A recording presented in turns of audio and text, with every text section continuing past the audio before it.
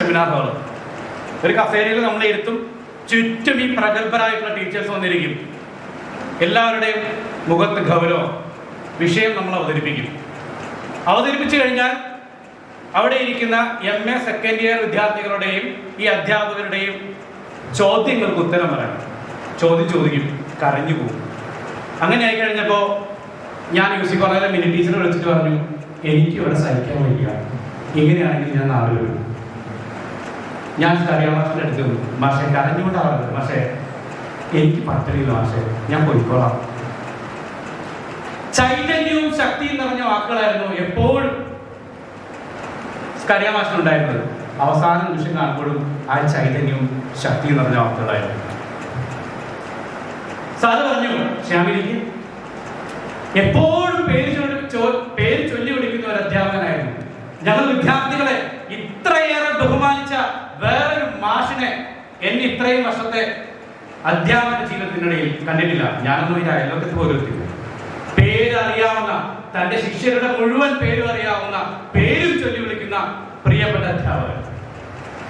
Sir പറഞ്ഞു തന്നു, എന്താ നിന്റെ പ്രശ്നം? ഞാൻ എന്റെ പ്രശ്നങ്ങൾ പറഞ്ഞു. സാറ് പറഞ്ഞു തന്നു, നിന്നെ ഞാൻ ഗൈഡായിട്ട് എടുക്കുന്നു, നിന്റെ ഗൈഡായിട്ട് ഞാൻ എടുക്കുന്നു.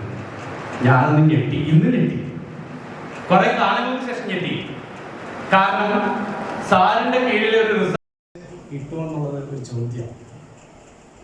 അധ്യാപകരാകുക എന്ന് പറയുന്നത് സുഹൃതമാണ്.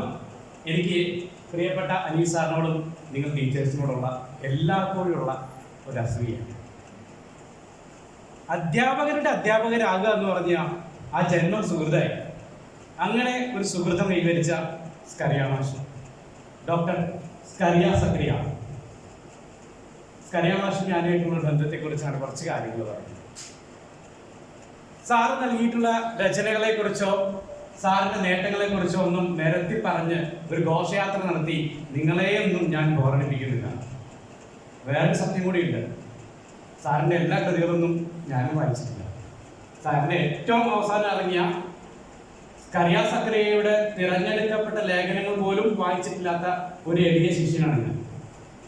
എങ്കിലും സാറിന്റെ മനസ്സിൽ, എൻ്റെ ജീവിതത്തിൽ നാഴികക്കല്ലായിട്ട് മാറിയ ചെറിയ കൂട്ടം അധ്യാപകരുടെ ഇടയിൽ ഒന്നാമനായിരുന്നു എന്ന് പറയാൻ ഏത് സമയത്തും എനിക്ക് കഴിയും.